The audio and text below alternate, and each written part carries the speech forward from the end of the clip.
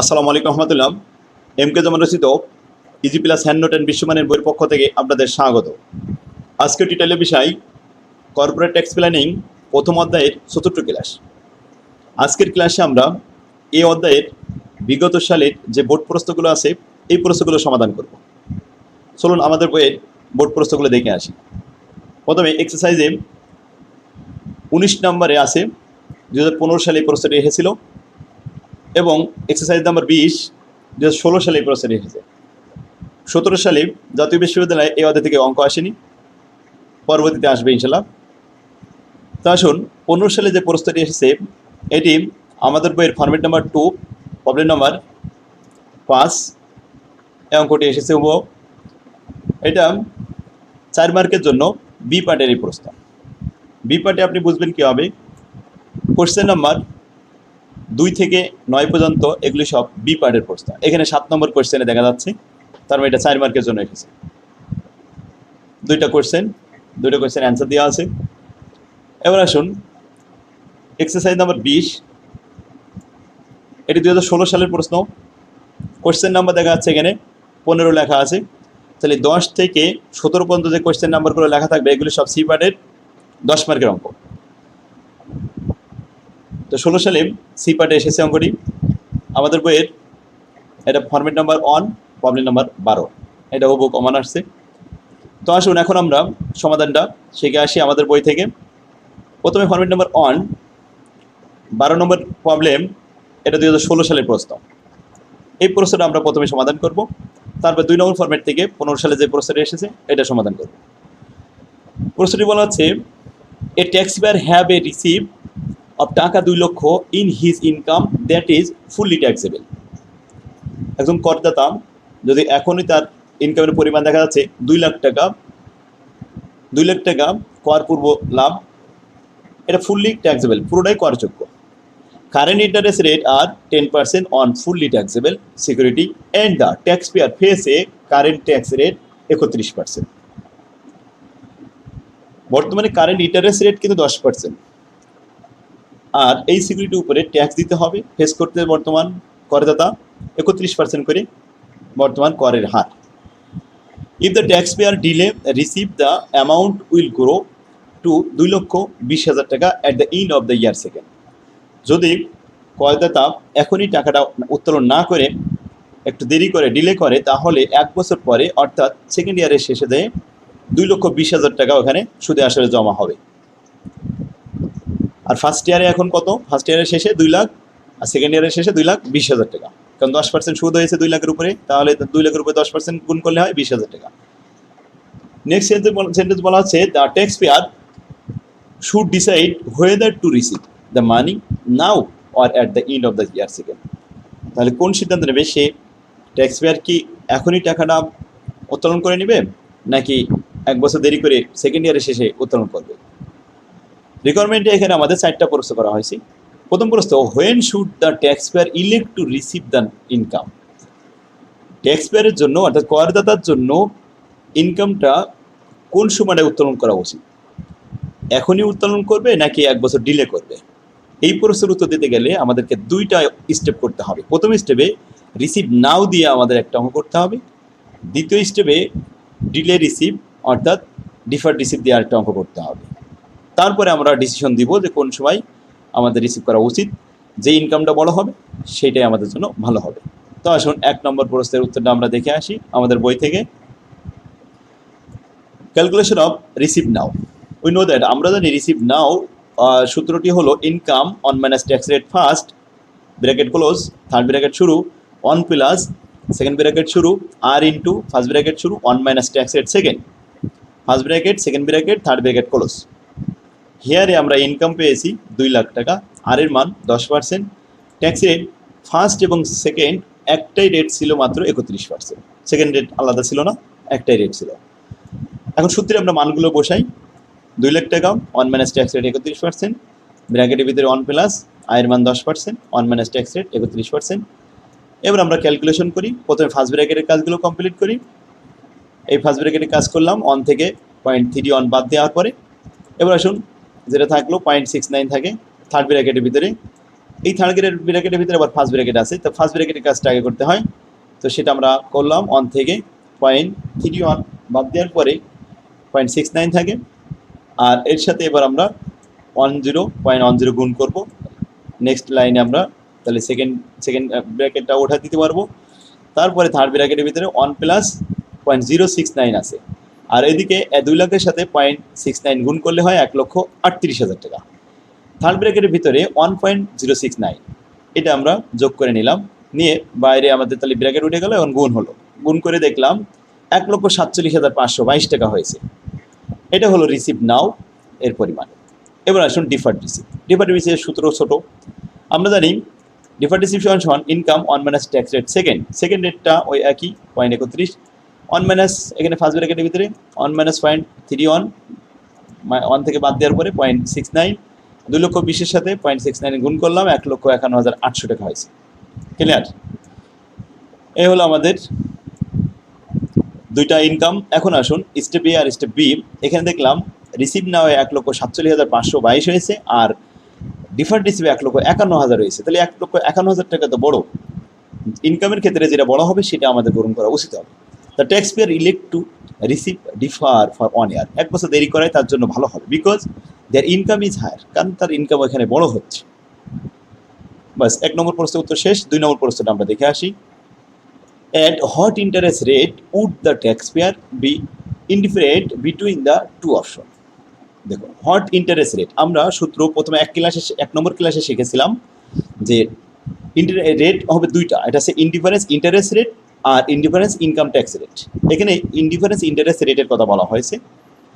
Indifference interest rate এটা আমরা দেখেছি আর সমান I divide by 1 minus tax rate into 100। উপরে আয়ের মান 0.10 ডিভাইড বাই 1 মাইনাস 0.31। এখন 0.31 বাদ দেওয়ার পরে 0.69 1.10কে ভাগ করে একসাথে গুণ করলাম, 14.49% হয়েছে। এখন এইটা হলো এমন একটা ইন্টারেস্ট রেট, এই ইন্টারেস্ট রেট দ্বারা যদি আমরা এখন দুইটা অপশনই করি, অর্থাৎ ডিফার্ড রিসিভ এবং রিসিভ নাও, তাহলে দুইটার ইনকাম সমান হয়ে যাবে। এটা হলো ইনডিফারেন্স ইন্টারেস্ট রেট। তো ইন্টারেস্ট রেট 14.49%। আশা করি বুঝতে পারছেন। 3 নম্বর প্রশ্নটা বলা হচ্ছে if the tax payer expect tax এখানে tax rate to increase 35% in year second, যদি সেকেন্ড ইয়ারের ট্যাক্স রেট 31%-এর জায়গায় 35% হয়, তাহলে when is the best time to receive the income, তাহলে ইনকামটা কোন সময় ওঠানো সব থেকে ভালো উত্তম সময় হবে? এই প্রশ্নের উত্তর দিতে গেলে আবার আমাদের দুইটা প্রশ্নের অ্যান্সার করতে হবে, সেটা হচ্ছে রিসিভ নাও এবং ডিফার্ড রিসিভ, এই দুটো স্টেপ করতে হবে। তারপরে যেটা বড় হবে সেটাই আমাদের আবার সিদ্ধান্ত দিতে হবে, অর্থাৎ 1 নম্বরের মধ্যে সেম কাজ করতে হবে। শুধুমাত্র এখানে 31%-এর জায়গায় সেকেন্ড ট্যাক্স রেটটা 35% বাড়াতে হবে। তো আসুন 3 নম্বর প্রশ্নের উত্তরটা দেখি। Calculation of receive now, we know that, আমরা মান সূত্রটা বসাই দিলাম। এবার সেকেন্ড ট্যাক্স রেটটা হচ্ছে 0.35 আর ফার্স্ট ট্যাক্স রেটটা হচ্ছে 0.31 তো ক্যালকুলেশন করে দেখলাম এখানে আসলে 1,46,970 টাকা। Deferred receive second tax rate 0.35, তাতে আসে এখানে 0.65 গুণ করলাম 2,20,000 সাথে, তাতে আসলে 1,43,000 টাকা। ডিফার্ড রিসিভ 1,43,000 আর রিসিভ না হলে 1,46,970, তাহলে রিসিভ নাও তো বড়। এই ক্ষেত্রে আমরা আমাদের বেস্ট টাইম কোনটা হবে? রিসিভ নাও, এটা আমরা এখন সিদ্ধান্ত দিব। The best time to receive the income is now because their income is higher than end of the year second. Okay, তো আমরা 3 নম্বর প্রশ্নের অ্যান্সার শিখে ফেললাম। এবার 4 নম্বর প্রশ্ন চলে যাই।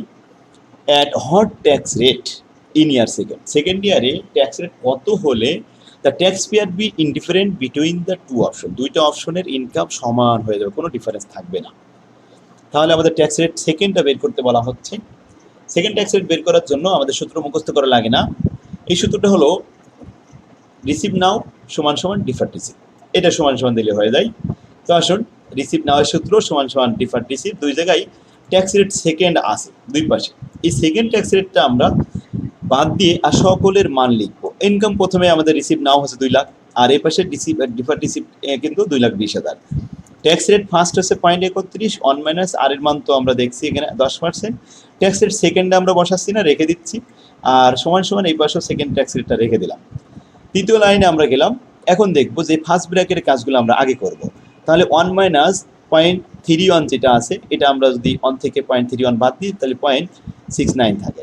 ফার্স্ট ব্র্যাকেটে উঠে গেল। এবার থার্ড ব্র্যাকেটের ভিতরে সেকেন্ড ব্র্যাকেট, এবার এর ভিতরে আছে ফার্স্ট ব্র্যাকেট। এখন এই ফার্স্ট ব্র্যাকেটের কাজটা আমরা করতে পারছি না এই জন্য যে এখানে সেকেন্ড ট্যাক্স রেটের মান দেওয়া নেই। তো এইভাবে আমরা রেখে দিব ইনটেক অবস্থায়। তো ইনটেক অবস্থায় রাখার থেকে আমরা যদি গুণ করি তাহলে কেমন হয়? যেমন এখানে আমাদের 0.10 আছে, তার সাথে আমরা 1 গুণ করলাম, তাহলে 0.10-র সাথে আমরা 1 যদি গুণ করি তাহলে আসবে কি 0.10 একসাথে গুণ করলে। আবার 0.10-র সাথে ট্যাক্স সেকেন্ড যদি গুণ করি তাহলে 0.10 ট্যাক্স রেট সেকেন্ড। ক্লিয়ার? তাহলে ফার্স্ট ব্র্যাকেটটা উঠে আমাদের সেকেন্ড ব্র্যাকেট থাকলো। সামনে আমরা চলে গেলাম, এই সামনেরটা ইনটেক অবস্থায় থাকবে কারণ এখানে তো ফার্স্ট ব্র্যাকেটের ভিতরে দেওয়া আছে 1 মাইনাস ট্যাক্স রেট সেকেন্ড, এটা তো আমরা কোনো কাজ করতে পারছি না, ইনটেক অবস্থায় রাখলাম। চতুর্থ লাইনে আসলাম। এই লাইনে আমরা কি কাজ করেছি দেখুন, 0.69-এর সাথে 2 লাখ গুণ করেছি, 1,38,000 হয়েছে। আর থার্ড ব্র্যাকেটের ভিতরে এটা সেকেন্ড ব্র্যাকেট আছে, এই সেকেন্ড ব্র্যাকেটের কাজটা আমরা কীভাবে করবো? এখন সেকেন্ড ব্র্যাকেট যদি উঠাতে চাই তাহলে আমরা এভাবে সরাসরি রেখে দিলাম, পরের লাইনে আমরা উঠাবো, তার এর আগে আমরা এই কাজটা করি। তাহলে এই কাজটা আমাদের 1,38,000 আর থার্ড ব্র্যাকেট এইভাবে রেখে দিলাম। ডাইনের পাশে 2,20,000 1 মাইনাস ট্যাক্স রেট সেকেন্ড রাখলাম। এখন আসুন আমরা এখানে 1,38,000 দেখতে পাচ্ছি আর এই পাশে 2,20,000 দেখা যাচ্ছে, তাই না? তো এক কাজ করা যায়, এই পাশে 1,38,000 টাকা থার্ড ব্র্যাকেটের সাথে গুণ সম্পর্ক আছে, তা গুণ না করে আমরা যদি এইটা ওই পাশে নিয়ে যাই তাহলে ভাগ হয়ে যাবে। সেই কাজটাই করলাম, থার্ড ব্র্যাকেটের এখান থেকে আমরা রেখে দিলাম 1 প্লাস সেকেন্ড ব্র্যাকেট শুরু 0.10 মাইনাস 0.10 ট্যাক্স রেট সেকেন্ড সমান সমান 2,20,000 টাকা 1 মাইনাস ট্যাক্স রেট, এর সাথে আমরা ভাগ করব 1,38,000। এখন খেয়াল করুন এখানে আছে 2,20,000 1 মাইনাস ট্যাক্স রেট, তাহলে ভাগটা হবে 2,20,000-এর সাথে, তার মানে 1 মাইনাস ট্যাক্স রেটের সহগ হচ্ছে এখন 2,20,000। তো 2,20,000-কে আমরা ভাগ করে দিই, সেকেন্ড ব্র্যাকেটটা এখান থেকে আমরা ভ্যানিশ করে দিই, তাহলে বেশি সুবিধা হবে। যদি আমি 2,20,000 ভাগ 1,38,000 ক্যালকুলেটারে চাপ দিই তাহলে আসবে 1.5942, আর তার সাথে আমাদের থাকলো 1 minus tax rate second. Clear? এখন তাহলে 2,20,000-এর নিচেই 1,38,000-তে ভাগ করেছি ক্যালকুলেটারে, তাতে আসছে 1.5942, আর সাথে যে সব ছিল 1 মাইনাস ট্যাক্স রেট ঠিক থাকলো। এবার আসুন আমরা এই সাইডে দেখলাম কোনো ব্র্যাকেট নেই আর এই সাইডে একটা ফার্স্ট ব্র্যাকেট আছে, তখন আমরা কি কাজ করতে পারি? এখানে তো একটা ট্যাক্স রেট 2 আছে, এপাশেও ট্যাক্স রেট 2 আছে, তো আমরা ফার্স্ট ব্র্যাকেটটা উঠানোর জন্য একটু গুণ করি। 1.5942-র সাথে 1 গুণ করলে 1.5942 হয়। এবার মাইনাস ট্যাক্স রেট সেকেন্ডের সাথে 1.5942 গুণ করলে এটা আসে 1.5942 ট্যাক্স রেট 2। এখন আসুন 1.10 আর এই পাশে আসছে 1.10 ট্যাক্স রেট 2। এইখানে আমরা এক জায়গায় কাজ করব, যে সংখ্যাগুলো এক জায়গায় করবো, ট্যাক্স রেটগুলো আলাদা করতে পারি কিনা। তো এই পাশে আমাদের 1.10 যেটা ছিল, যদি আমরা ডাইনে পাশে নিই তাহলে প্লাসটা কি মাইনাস হয়ে যাবে না? সংখ্যা ছিল 1.5942, লিখলাম 1.5942, এই পাশে মাইনাস প্লাস 1.10, এই পাশে মাইনাস করলাম, আর মাইনাস এখানে যা ছিল 1.5942 ট্যাক্স রেট 2। এখন একটা কাজ করা যায়, এখানে 1.5942 থেকে 1.10 বাদ দিলে থাকে 0.4942 আর মাইনাস 1.5942 ট্যাক্স রেট 2। দুই পাশে কিন্তু ট্যাক্স রেট 2 আছে। তো একটা কাজ করা যায়, এখন আমরা এই পাশে যে সংখ্যাটা আছে সংখ্যাটা আলাদা করি আর ট্যাক্স রেট 2 আলাদা করি। তো সংখ্যাটা আমি এই পাশে নিয়ে আসছি, তো প্লাসটা ডাইনে পাশে বাদ পাশে আসার সাথে মাইনাস হয়ে গেছে, আর এই পাশের মাইনাসটা ওই পাশে প্লাস হয়ে গেছে।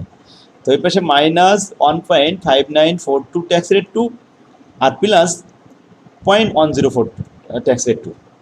এখন এই পাশে মাইনাস আছে, এই পাশে প্লাস আছে, তাহলে প্লাস মাইনাস এটা মাইনাস করি।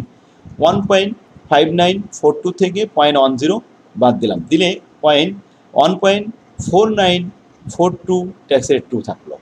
ক্লিয়ার? এখন আশা করি বুঝতে পারছেন যে 1.5942 থেকে যদি 0.10 বাদ দিই তাহলে অবশ্যই এটা থাকবে, কারণ এটাও ট্যাক্স রেট 2, এটাও ট্যাক্স রেট 2।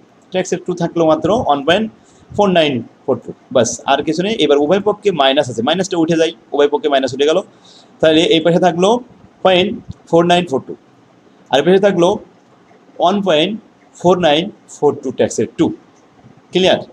তো আমরা সাইড চেঞ্জ করতে পারি, এই সাইডটা এই পেশে নিলাম পক্ষান্তর করে, আর ওই সাইডটা এই পেশে নিলাম। তো এবার আসুন ট্যাক্স রেট 2 আমরা এটা মান বের করব, এর সাথে গুণ আছে যেটা ওই পেশে দিয়ে ভাগ করব। তাহলে 4942কে ভাগ করলাম 1.4942 দিয়ে, ভাগ করার পরে আসছে আমাদের 0.3307, এর সাথে 100 গুণ করলাম 33.07, আর 33.07কে আমরা রাউন্ড করার জন্য 33% দিতে পারি। তো ট্যাক্স রেট সেকেন্ড এইটা যদি 33% হয় তাহলে রিসিভ নাও এবং ডিফার্ড রিসিভ দুটোই সমান হয়ে যাবে, এটা আমাদের প্রমাণ করবে।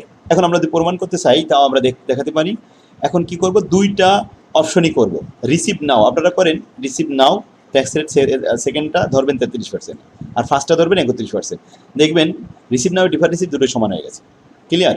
তো আমরা 16 সালের যে প্রশ্নটা 1 নম্বর ফর্মেট থেকে আসছে এটা আমরা সমাধান করলাম। এবার আসুন 15 সালের প্রশ্নটা মিউচুয়াল এক্সক্লুসিভ 2 নম্বর ফর্মেট থেকে আসছে, আমাদের বইয়ের প্রবলেম নম্বর এটা 5 নম্বর প্রবলেমটা দেখুন। এই প্রশ্নটা আসছে পার্টনারশিপ থেকে, মিউচুয়াল এক্সক্লুসিভের পার্টনারশিপ, অর্থাৎ একের অধিক ব্যক্তি মিলে এক জায়গায় বিনিয়োগ করেছিল সেই পার্টনারশিপ।